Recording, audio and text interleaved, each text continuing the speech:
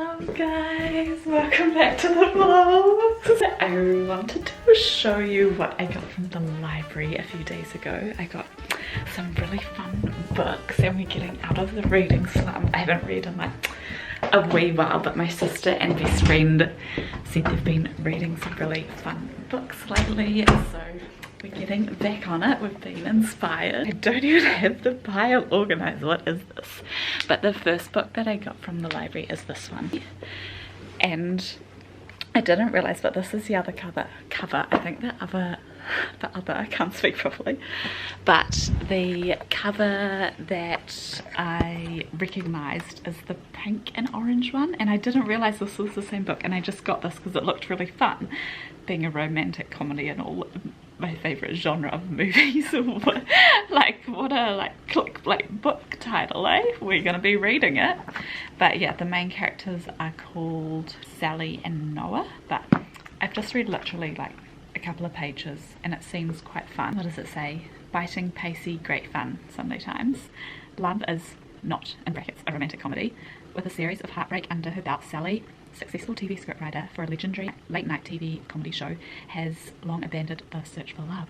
But when her friend and fellow writer begins to date a glamorous actress, he joins the growing club of interesting but average-looking men who get romantically involved with beautiful, accomplished women. Sally channels her annoyance into a sketch, poking fun at this social rule because, after all, the reverse never happens for women.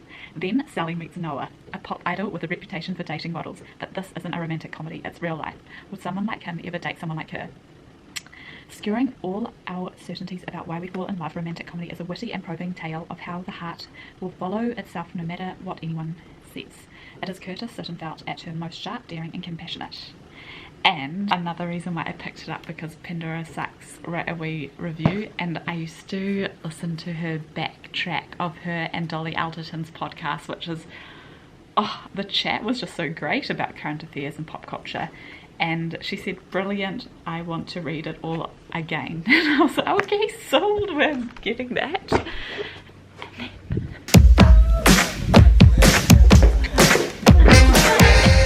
we've got a few more books.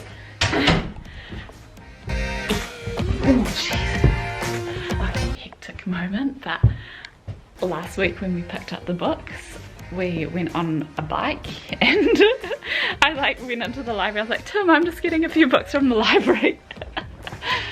And then he was like just sitting, he doesn't really like to read, he was just like sitting on his phone waiting for me, cutie. And then I came back with a pile of 10 books. He's like, I'm not carrying those home. But then we ended up managing to fit them in the bags that we took on our bikes between us. So these are them. I'll take them downstairs to the sun. I think that's all of them. Okay, let's go.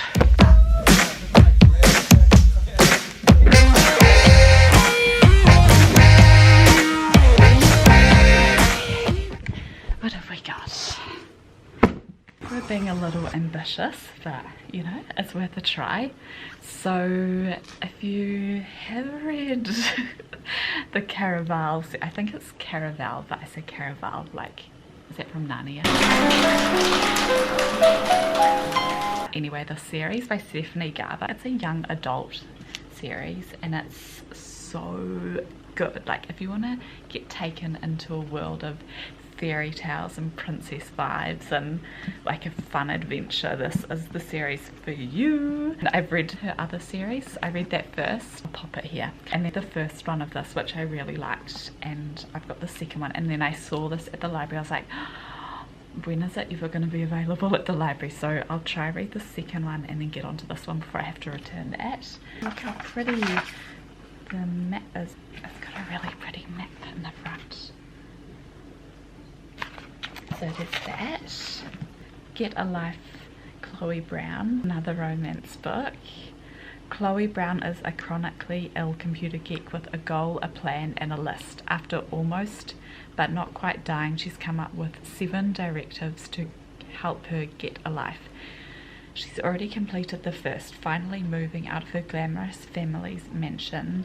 The next items: enjoy a drunken night out, ride a motorcycle, go camping, have meaningless but thoroughly enjoyable sex, travel the world with nothing but hand luggage, and do something bad. And this is by Talia exhibit. I've seen it floating around booktube, so I'm excited to see what this one's about. The next one was in a bundle. They do these bundles at the library and you can like just choose your genre if you're not sure, like you're in a hurry and you want to get a quick, you know, couple of reads from the library. They package them up real nicely, like sci-fi or I don't know, romantic comedy or New Zealand fiction or all these kinds of things.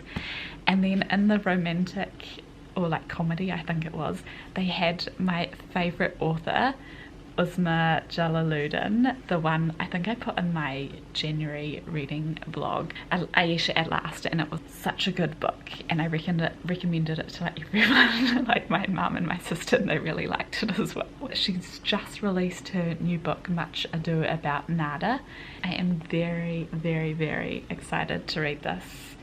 It's got a sparkling second chance romance inspired by Jane's Austen persuasion. It says Nada Syed, sorry if I'm not pronouncing that right, is stuck on the cusp of 30. She's still living at home with her brothers and parents in Golden Crescent neighbourhood of Toronto, resolutely ignoring her mother's unsubtle pleas to get married already.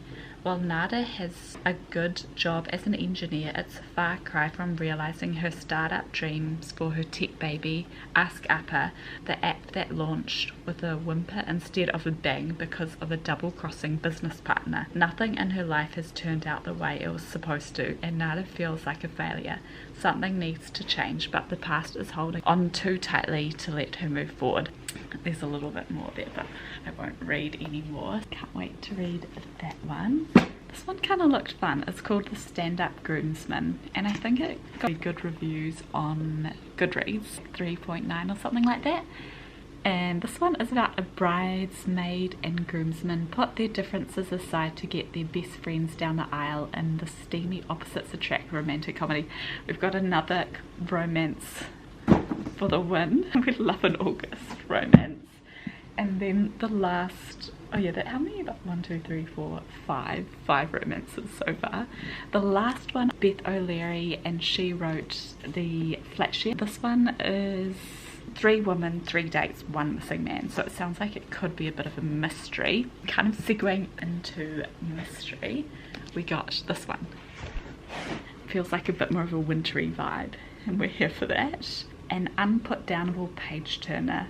And what does it say about, what is the plot of this one? Oh, be careful what you watch for. Casey Fletcher, a recently widowed actress trying to escape a streak of bad press, has retreated to the peace and quiet of her family's lake house in Vermont. Armed with a pair of binoculars and several bottles of bourbon, she passes the time watching Tom and Catherine Royce, the glamorous couple living in the house across the lake. They make for good viewing. A tech innovator, Tom is powerful, and a former model, Catherine is gorgeous. One day on the lake, Casey saves Catherine from drowning and the two strike up a budding friendship. But the more they get to know each other, and the longer Casey watches, the more it becomes clear that Catherine and Tom's marriage isn't as perfect as it appears. When Catherine suddenly vanishes, Casey immediately suspects Tom of foul play.